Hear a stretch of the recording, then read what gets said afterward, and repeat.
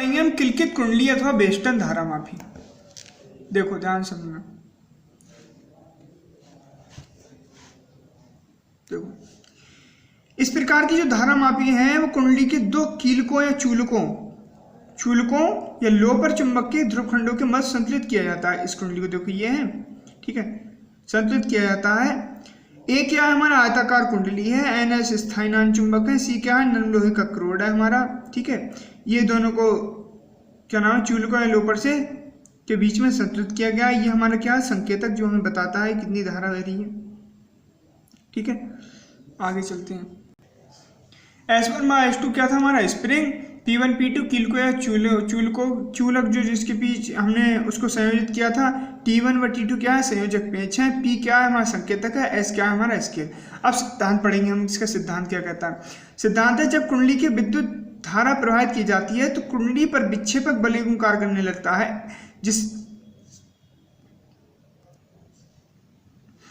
जब कुंडली विद्युत धारा माप की जाती है तो जिसमें कुंडली के विक्षेपित हो जाती है। देखो दोबारा सुनो, जब कुंडली में विद्युत धारा प्रयास की जाती है तो कुंडली पर विक्षेपक बलयुग्म कार्य करने लगता है जिससे कुंडली विक्षेपित हो जाती है।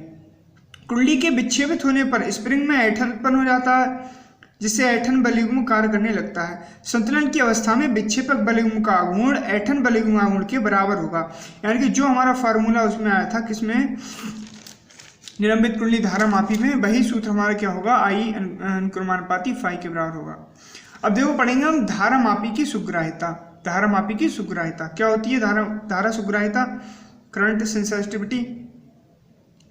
धारा मापी की धारा सुग्राह्यता कुंडली में प्रति एकांक धारा के लिए उत्पन्न विक्षेप में मापी जाती है। तो धारा सुग्राह्यता ऐसा क्या होती है फाई आई। फाई का मान हम जानते हैं NAB अपॉन क्या होता है C। तो धारा मापी की सुग्राह्यता NA और B का मान बढ़ाकर C का मान कम करने पर बढ़ाई जा सकती है। यानी C का मान जब कम करेंगे तो NA तथा B का मान बढ़ाने पड़ेंगे। तो वोल्टेज सुग्राह्यता अब आती है। वोल्टेज सुग्राह्यता क्या कहती है, यदि कुंडली के सिरों के बीच वोल्टेज B है तो राशि फाई अपॉन B को वोल्टेज सुग्राह्यता कहते हैं। यदि कुंडली का प्रतिरोध R हो तो बीज करंट क्या होता है IR ओम का नियम है। तो वोल्टेज सुग्राह्यता S बीज करंट क्या हो जाए फाई अपॉन B, फाई और बीज करंट क्या रख दिया IR। तो फाई अपॉन आई का मान रखने पर क्या हो जाएगा S बीज करंट फाई अपॉन B, इसका मान रख दिया NAB अपॉन CR। तो धारा मापी की सुग्राह्यता NA तथा B का मान बढ़ाकर C का मान घटाकर बढ़ाई जा सकती है। अब पढ़ेंगे धारा मापी का मीटर में रूपांतरण। ये भी हमारा मेन इंपोर्टेंट है। देखो कैसे। धारा मापी के समांतर क्रम में एक उपयुक्त लघु प्रतिरोध जिसे शंट या जे लिखा है शंट कहते हैं लगाकर इसे उपयुक्त परास्कीय मीटर में परिवर्तित किया जा सकता है। यदि धारा मापी IG धारा के लिए पूर्ण स्केल पर विक्षेप दें तथा उसे I एम्पीयर के परास में परिवर्तित करने के लिए उसमें समांतर लघु प्रतिरोध S लगाएं, तब परपथ में धारा I है। धारा मापी की कुंडली तथा प्रतिरोध G तथा शंट का प्रतिरोध S है। धारा का IG भाग कुंडली G में शेष भाग I माइनस IG शंट से होकर जाता है। तो S में होकर जाता है तो क्या होगा IG गुणा G इक्वल टू क्या होगा I माइनस का IG इंटू S शंट से होकर जा रहा है ये। तो IG upon I equal to क्या हो जाएगा, यहाँ से मान निकालो S upon S plus G हो जाएगा। फिर धारा मापी की कुंडली में कुल धारा का केवल S upon S plus G व भाग प्रवाहित होता है तो S इक्वल टू क्या हो जाएगा IG I माइनस का IG, यहीं से आएगा चित्र से ये इंटू G। ये हमारा क्या होगा धारा मापी का अमीटर में रूपांतरण। किस प्रकार करते हैं, शंट लगाकर, शंट यानी कि लघु प्रतिरोध लगाकर। तो अब धारा मापी का वोल्टेज में रूपांतरण कैसे करेंगे। धारा मापी के श्रेणी क्रम में प्रतिरोध लगाकर उसे परास वोल्ट मीटर में परिवर्तित किया जा सकता है। यानी कि इनको किस में क्रम में लगाएंगे, श्रेणी क्रम में लगाकर परिवर्तित किया जा सकता है। यदि धारा मापी का प्रतिरोध G तथा IG धारा के लिए पूर्ण स्केल पर विक्षेप दें तब इसे B वोल्ट के वोल्ट मीटर में परिवर्तित करने के लिए इसको श्रेणी क्रम में R उच्च प्रतिरोध लगाने पर क्या होगा, हमारा परिपथ का कुल प्रतिरोध हो जाएगा R प्लस का G तथा B इक्वल टू क्या हो जाएगा, रख दिया I R प्लस का G। B इक्वल टू क्या होगा, B इक्वल टू IR होता है ना, उसी से रख दिया प्रतिरोध R का मान IR।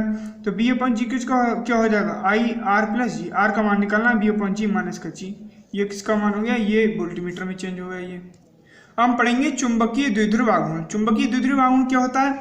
जब किसी चुंबकीय द्विध्रुव को चुंबकीय क्षेत्र में रखा जाता है तो इस प्रकार एक बल युग्म लगता है जो द्विध्रुव की अक्ष को चुंबकीय क्षेत्र के समांतर करने के लिए प्रयत्न करता है। माना कि चुंबकीय द्विध्रुव एक समान चुंबकीय क्षेत्र B में क्षेत्र की दिशा में थीटा कोण बनाते हुए रखा जाता है तथा चुंबकीय द्विध्रुव पर लगने वाले बल युग्म का आघूर्ण क्या होगा? Tau equal to mb sin theta. तब अक्षीय चुंबकीय क्षेत्र B के लंबवत हो तब थीटा इक्वल टू क्या होगा? 90 डिग्री। अतः इस पर लगने वाला बल आघूर्ण अधिकतम होगा tau maximum equal to mb sin theta. Sine theta यहाँ पर कितना दे रखा है? 90 डिग्री दे रखा होता है। तो टाउ इक्वल टू क्या होगा? mb, m का मान निकालना है, टाउ मैक्सिमम अपॉन b। किसी चुंबकीय द्विध्रुव का चुंबकीय आघूर्ण है जो इस द्विध्रुव को एकांक व एक समान क्षेत्र में क्षेत्र की दिशा के लंबवत रखने पर द्विध्रुव पर लगता है। ये राशि जो सदिश राशि है इसको एम्पीयर मीटर, इसका मीटर स्क्वायर क्या होता है? इसका मात्रक होता है। अब हम पढ़ेंगे परमाणु में परिक्रमण करने वाले इलेक्ट्रॉन का चुंबकीय द्विध्रुव आघूर्ण। माना परमाणु में एक नाभिक N के परितः r त्रिज्या के वृत्ताकार पथ में b वेग से परिक्रमण कर रहा है। कौन से वेग से? b वेग से परिक्रमण कर रहा है। तो करते हुए इलेक्ट्रॉन की तुल्य वैद्युत धारा क्या हो जाएगी? I equal to E upon T. तो E इलेक्ट्रॉन का आवेश तथा परिक्रमण काल t है तो t इक्वल टू क्या हो जाएगा? 2 पाई r अपॉन b। तो I इक्वल टू क्या हो जाएगा? E अपॉन b का मान क्या है? 2 pi r upon b। I equal to क्या होगा? EV upon 2 pi r। क्षेत्रफल क्या होगा? A equal to pi r square. कक्षीय इलेक्ट्रॉन के कारण चुंबकीय आघूर्ण क्या हो जाएगा? M equal to IA। I का मान रख दिया यहाँ पर, A का मान क्या है? क्षेत्रफल पाई r square. I EV upon 2 pi r, ये अभी हमने ऊपर निकाला था। अब क्या हो गया हमारा? तो M का मान क्या हो गया? M का मान आ गया EV अपॉन EBR अपॉन 2, समीकरण नंबर 1, क्योंकि वहां कैंसिल हो जाएगा ना। तो परिक्रमण करते इलेक्ट्रॉन का कक्षीय संवेग क्या होगा? टाई इक्वल टू होता है I ओमेगा। I का मान है हमारा स्क्वायर और ओमेगा क्या होता है? B upon R। एक R से एक R cancel. J tau equal to क्या? J इक्वल टू क्या आ गया? टाउ नहीं है बेटा, ये J है। J इक्वल टू हो गया MBR। समीकरण नंबर कितनी होगी हमारी? 2। अब समीकरण 1 को समीकरण 2 से भाग देने पे क्या हो जाएगा? m upon J equal to EBR upon 2 upon BR। इससे ये हो गया कैंसिल। तो m upon J equal to क्या हो गया? E upon 2m। समीकरण नंबर क्या होगी हमारी? 3। चुंबकीय द्विध्रुव आघूर्ण के परिमाण तथा परिक्रमण करते इलेक्ट्रॉन के कोणीय संवेग का अनुपात नियत है तथा इलेक्ट्रॉन की कक्षा से स्वतंत्र है। समीकरण 3 को वेक्टर के रूप में जब व्यक्त करेंगे तो क्या हो जाएगा? m equal to minus E upon 2m into J।